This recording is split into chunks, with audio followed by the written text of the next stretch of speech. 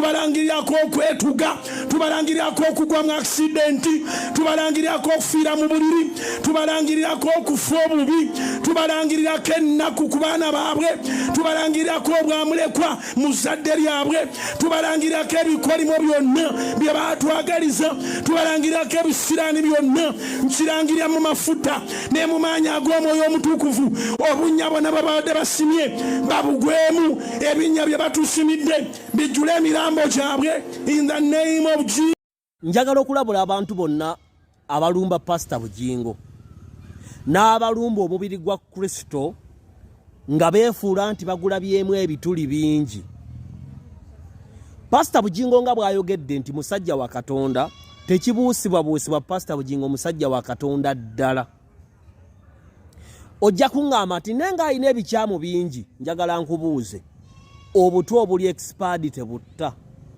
Oba generator bw'obanga olina w'otambula ng'oyita transformer n'esootinga netandika okukola pyarra, netandika okuwandula omuliro, ne baga nti yafudde, olowooza bw'ogikwatako tekusiriiza? Pastor Bugingo byayogedde awo biva ku mutima gwe. Bayibuli ega nti ekijjula omutima akamwa kyakwogera.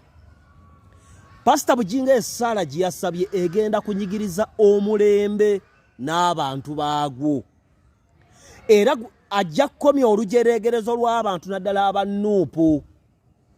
Asobola okuba nga yagisabidde embukyamu yajja bidisikasinga na Katonda, yamanyi kuba ye musumba, nze siriki, nze siri musumba. Katonda bw'ayogera ne Pastor Bugingo si bw'ayogera nange, nedda, nze ndindiga mu kyaki gyenva. Era okumanya obekka ekisaala gye yasabye nkyamu oba ntuufu, Pastor Asha asobola okujja noba Pastor Sarah n'ayogera naye ebyo byabasumba, nze siri muki.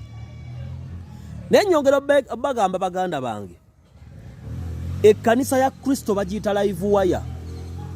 Katonda bw'amala okwawulako omuntu n'amuyita nti musumba, amafuta mwali mu cooperatingira gabaganjawulo okusinga gwe omulya mmere.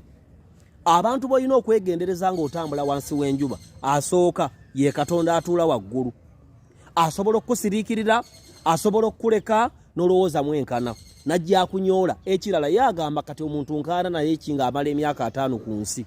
Okumala emyaka 5 ku nsi zibange ennaku 5 mu maaso ge, n'omala n'ogenda ne mwambalagana bukanzu. Owokubiri ye muzaddewo. Abazadde oba abantu abakulu abatusinga, mostly abazadde, omuzadde ne bwaba mutamiivu, ne bwaba musiru, ne bwaba talina magezi, tomalaga mmanyiira.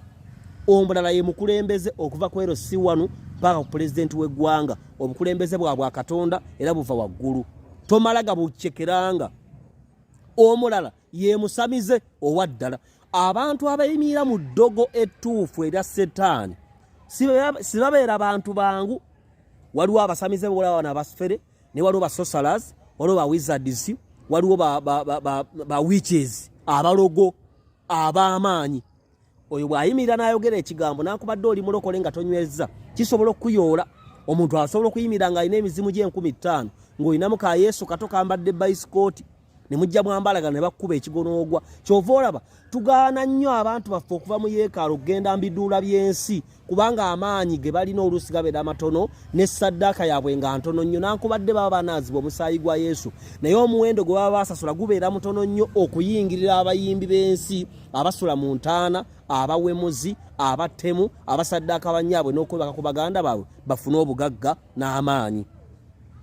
Omulala gw'olina okwegendereza ye muntu nga Pastor Bugingo bw'omulaba awo, kubanga awo waali bwabulabe nnyo. Ebigambo byafulumyawo mu kisa kya Katonda ky'abamuwadde ye ng'omusumba biba bya bukaawu nnyo. Era ojja kulaba ng'omwoyo gwo mu Bayibuli gubadde gubeerawo ebbanga ggwanvu, gwali ku Yokaana. Yokaana teyalina wadde omusumba asobola okubeera na ffeesi ez'enjawulo. Asobola okubeera nnabbi, asobola okubeera aposo, asobola okubeera maama, asobola okubeera muganda wo, asobola okujja nga butwa n'ayimira ku kituuti ekiriko Katonda oba ekiriko amafuta, nankubadde kirina issues zaakyo, nankubadde kitaataaganyiziddwa, n'ayogera ebigambo muganda wange ne bikkuba amasannyalaze n'osirira obulamu bwo bwonna. No wonder era abasinga okubeera ku Facebook ne ku social media obulamu bwayo before even Pastor Bugingo curses you. Mwemanyini obulamu bwakola butya, bwayonooneka dda.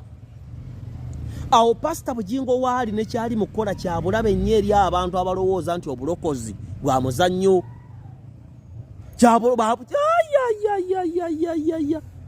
Pastor Bujinga alina issues ze n'ekkanisa ye alina by'omulabako ebitali bituufu ye alina ensobi z'akola mu kwogera kwe ye alina ensobi z'akoze z'omanyi ye ekyo tekikuwa kyanya kumumanyiira nalabye ono omukazi Doreen Kabaleebe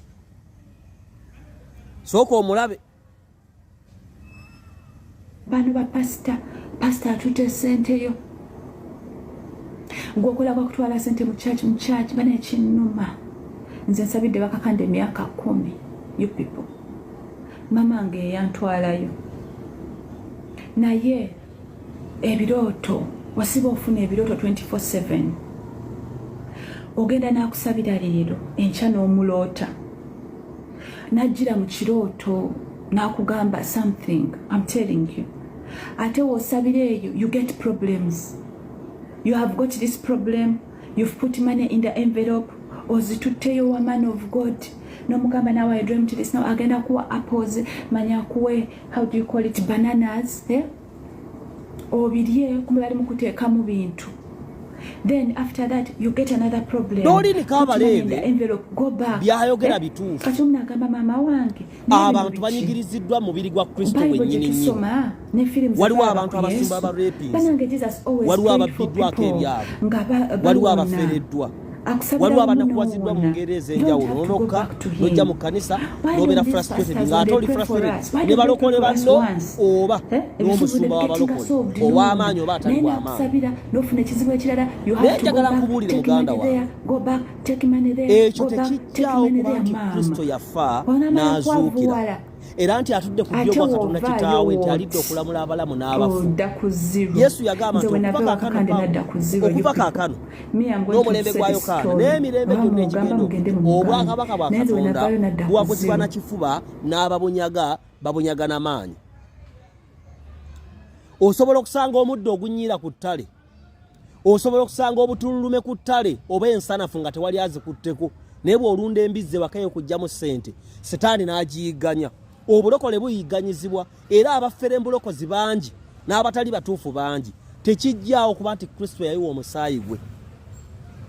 N'olwekyo Doreen Kabaleebe mutuufu agamba Pastor kandi yabba ssente, si yabba ssente ze naye alina engeri yamubuzaabuza n'adda ku zero. Kituufu. Naye kankubuuliremu ekintu kimu muganda wange. Doreen Kabaleebe gwe wennyini nnyini tovangayo kuvumiira kunama songa okunamidde emyaka togena myaka 4 okunamidde emyaka 10 ne tovanga no kati bannange enkunamye ekimala nogenda mabala n'okunywa omwenge byonna obikoze. Abantu Buganda ne bwe munyigiriza nga tugeze Buganda Land Board emubbyeko ettaka takera kumacha kulangira nti kati nfuuse munyankole nedda. Abantu emirundi mingi obukatuliki oba mumutame tayinza ganti kati ndi mukatuliki sikyali mukatuliki oba nti ndi musiraamu. Waliwo omusiraamu yalaga nti kati nvudde musiraamu ntandise n'okulya embizzi kubanga ab'ekibuli tebakwatagana bakampala mukadde. Abantu banyweza ebyabwe bye bazaalibwa nabyo ne baagala obulokozi babuveemu nga waliwo challenge ezizze. Njagala okukakasa muganda wange ne bw'onaafuluma obulokole nkya waliwo ajja obuyingira. Mulimu challenges yes, mulimu ebinyigiriza yes, mulimu abasumba beetaaga okukyusa n'amakanisa balina okukyusa yes. Tekijjaawo kuba nti obulokozi bwa Katonda era Pastor Bujinga esaala gye muwulira asaba egenda kunyigiriza abantu bangi. Egenda kunyigiriza abantu bangi. Kati njagala owulire kanka kabyayogedde.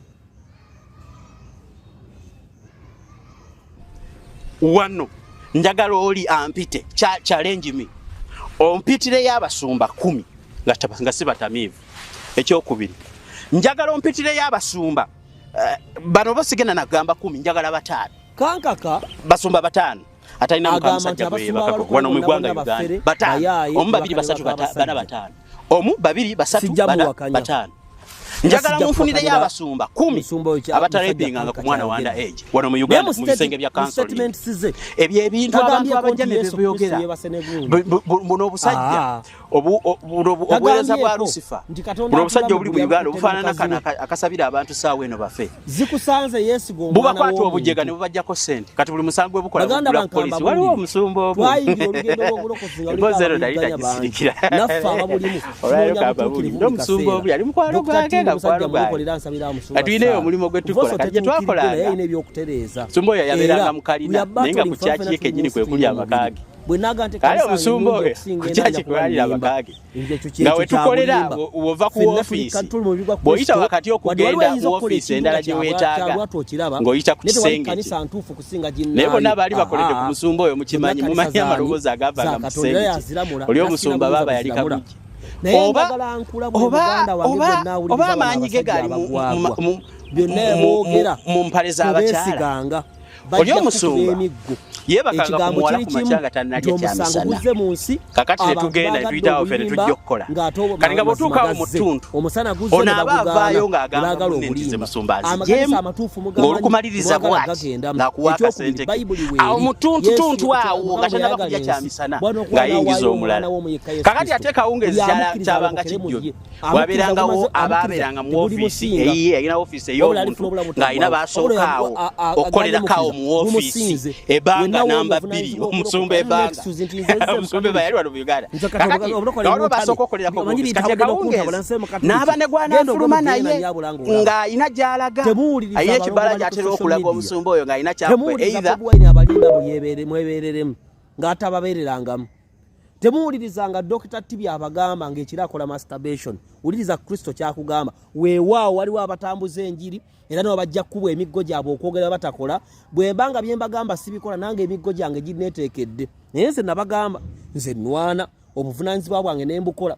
Ngenda ku kyaki buli lunaku ne mpuliriza musumba Sala kyayogedde n'ekigambo Mukama kyayogedde ku kituuti ne neenenya ne nsaba ne mpaayo kyensobodde ne neeyisa obulungi bwe nninda buli kaseera okutukuzibwa paka ojja kunsanga mu ggulu nga nyimiridde. You are going to find me in heaven.